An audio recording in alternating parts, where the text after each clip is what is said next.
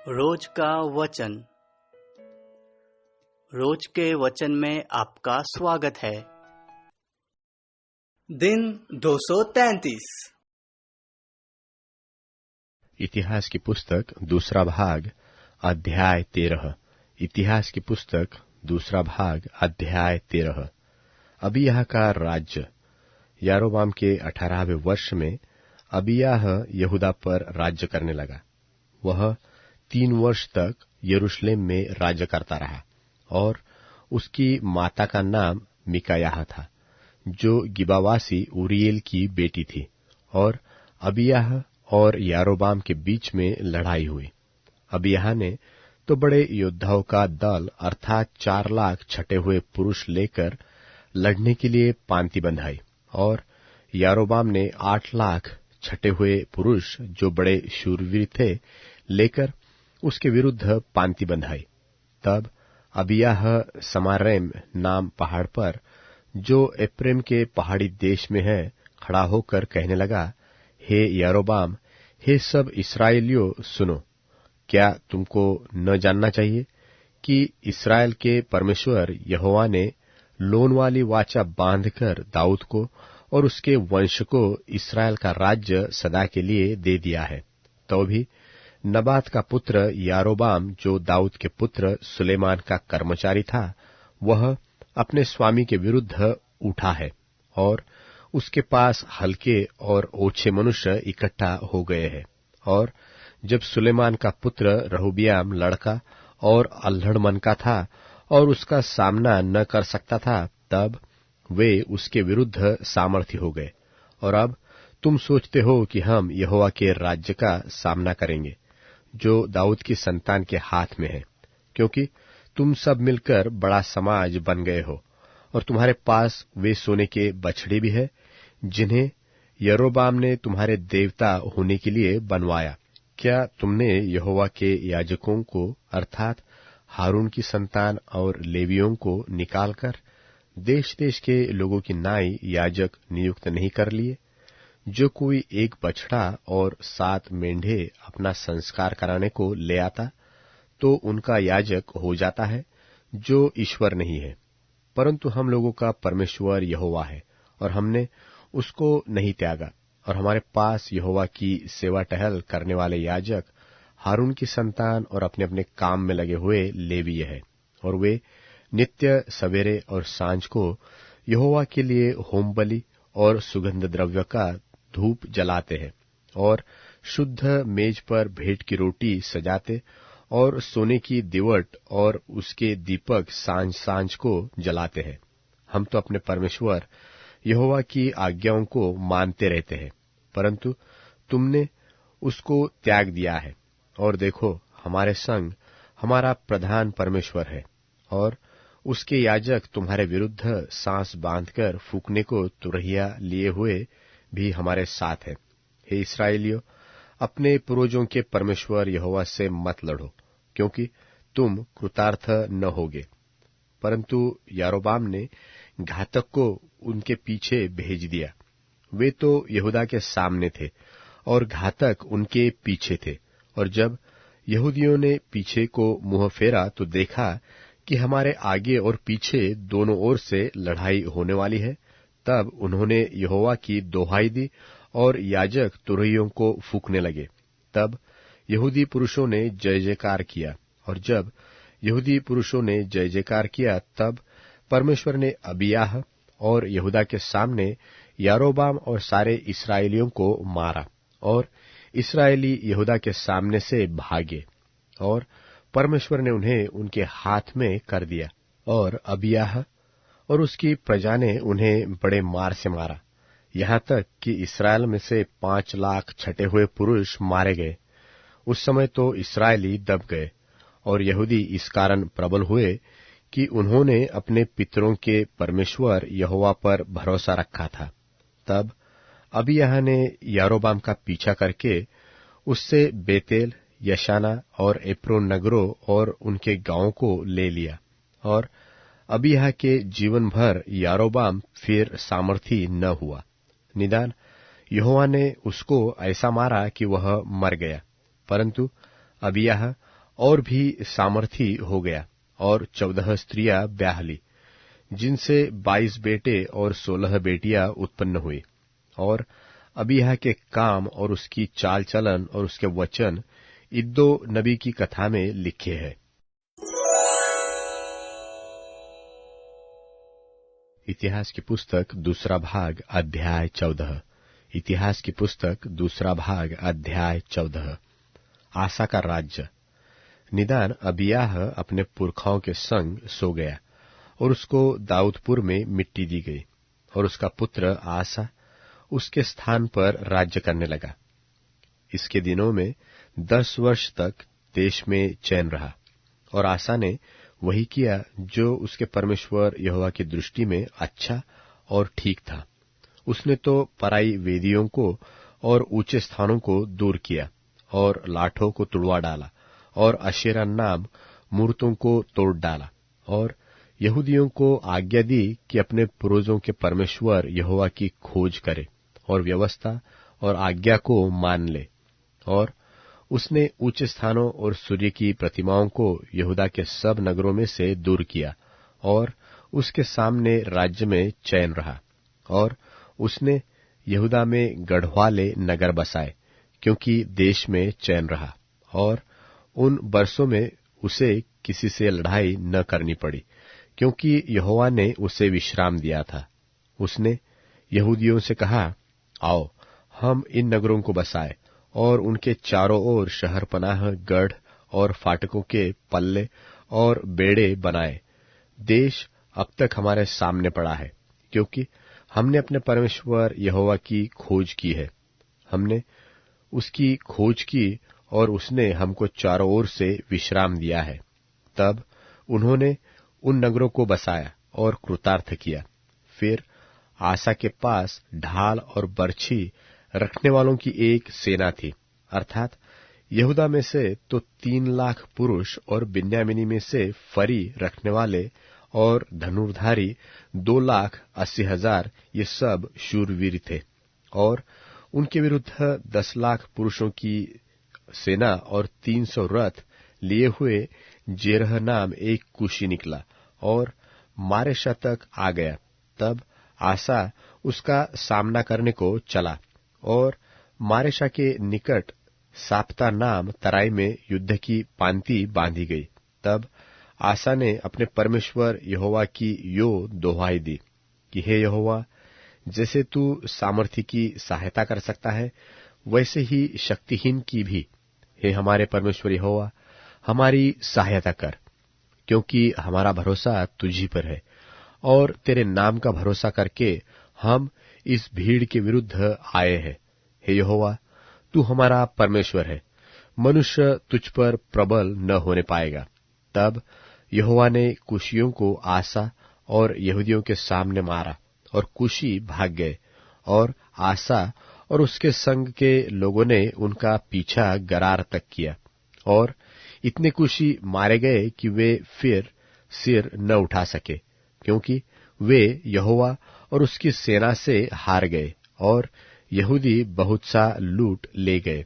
और उन्होंने गरार के आसपास के सब नगरों को मार लिया, क्योंकि यहोवा का भय उनके रहने वालों के मन में समा गया, और उन्होंने उन नगरों को लूट लिया, क्योंकि उनमें बहुत सा धन था। फिर पशुशालाओं को जीतकर बहुत सी भेड़ बकरियां और ऊंट लूटकर यरूशलेम को लौटे।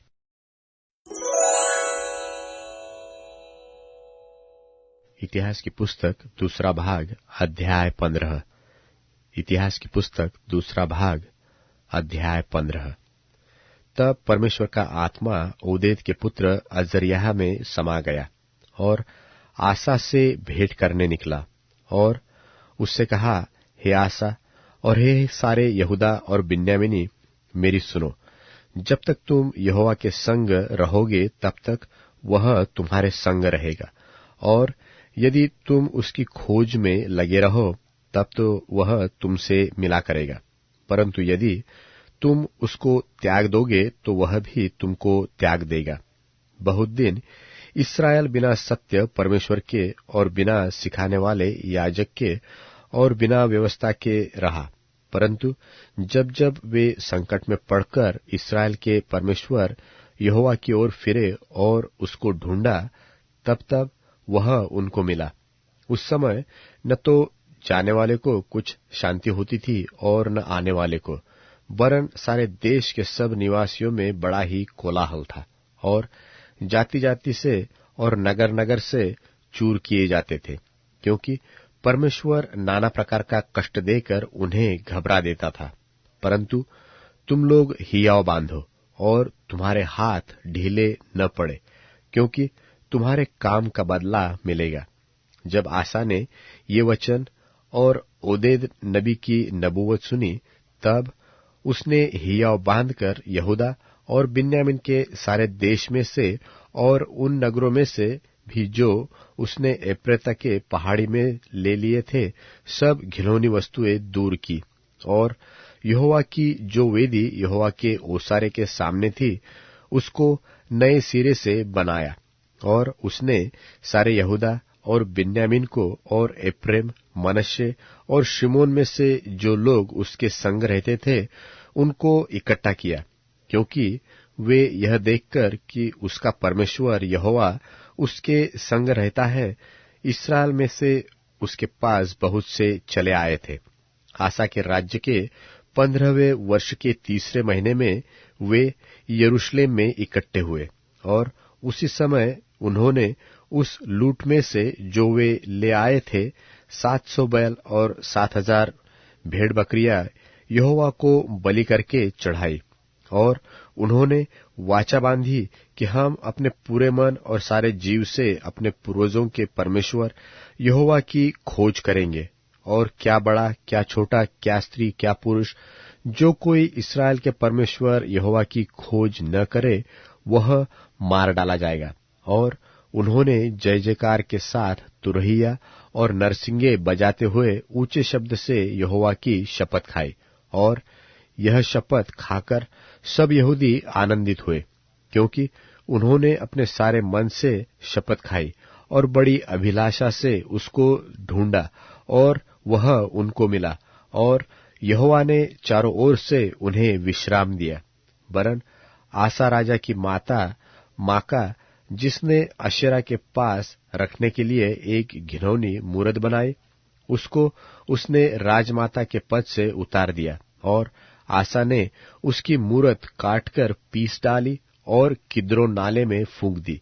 ऊंचे स्थान तो इस्राएलियों में से न ढाए गए, तो भी आसा का मन जीवन भर निष्कपट रहा, और उसने जो सोना चांदी और पात्र उसके पिता ने अर्पण किए थे और जो उसने आप अर्पण किए थे, उनको परमेश्वर के भवन में पहुंचा दिया। और आसा के राज्य के 35वें वर्ष तक फिर लड़ाई न हुई।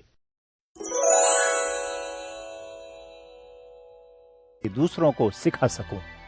भाइयों बहनों, बच्चों की तरह सोच मत रखो, लेकिन बुराई में शिशुओं की तरह बनो। समझ में जरूर सयाने बनो। नियम शास्त्र में लिखा है, मैं इन लोगों से अन्य भाषाओं और परदेशियों के होठों से बातें करूंगा, इसके बावजूद भी ये लोग मेरी ना सुनेंगे। यह प्रभु कहते हैं। इसलिए अन्य भाषाएं विश्वासियों के लिए नहीं, लेकिन अविश्वासियों के लिए एक चिन्ह है। लेकिन नबूवत विश्वासियों के लिए चिन्ह है, अविश्वासियों के लिए नहीं। इसलिए जब पूरा चर्च इकट्ठा हो और सभी अन्य भाषाओं में बोलें, तभी अविश्वासी और इन बातों को न जानने वाले आ जाएं, तो क्या वे तुम्हें पागल नहीं समझेंगे?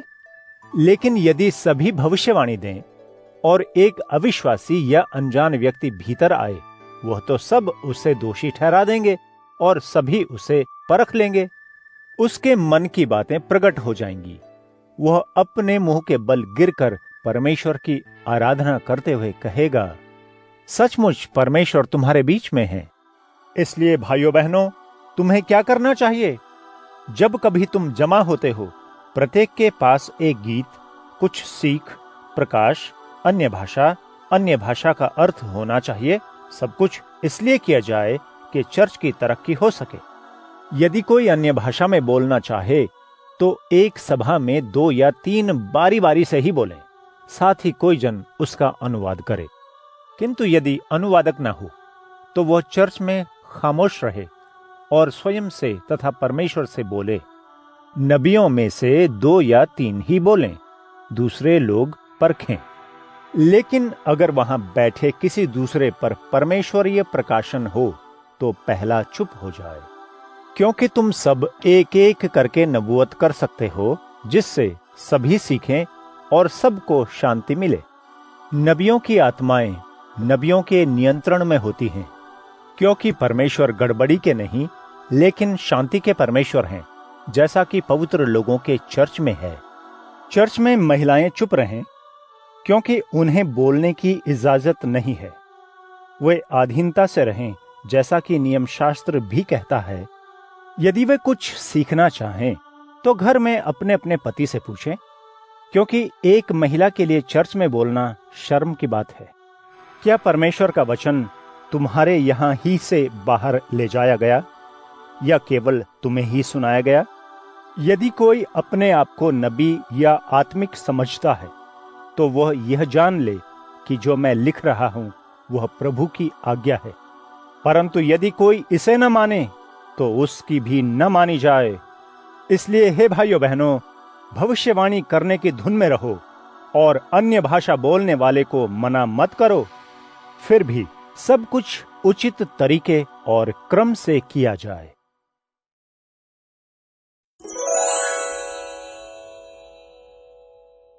अध्याय 101 धार्मिक जीवन बिताने का संकल्प।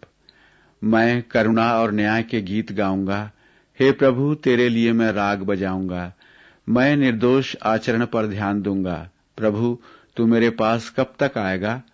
मैं अपने घर के भीतर शुद्ध हृदय से सदाचरण करूंगा। मैं अधम बातों को अपने नेत्रों के समक्ष नहीं रखूंगा। मैं पथ भ्रष्टों के काम से घृणा करता हूं। मैं दुष्कर्म में लिप्त नहीं रहूंगा। हृदय की कुटिलता मुझसे दूर रहेगी। मैं बुराई से अनजान रहूंगा। जो व्यक्ति गुप्त रूप से अपने पड़ोसी की निंदा करता है, उसको मैं नष्ट करूंगा। उसकी आंखें घमंड से चढ़ी हैं और जिसके हृदय में अहंकार है, उसको मैं सहन नहीं करूंगा। मेरी कृपा दृष्टि देश के विश्वास पात्रों पर होगी कि वे मेरे साथ निवास करें। जो व्यक्ति निर्दोष मार्ग पर चलता है, वह मेरी सेवा करेगा। जो व्यक्ति छल कपट करता है, वह मेरे घर के भीतर नहीं रह सकेगा। जो झूठ बोलता है, वह मेरे नेत्रों के समक्ष नहीं टिक सकेगा। प्रभु के नगर से सब कुकर्मियों को मिटाने के लिए मैं सवेरे सवेरे देश के समस्त दुर्जनों को नष्ट करूंगा।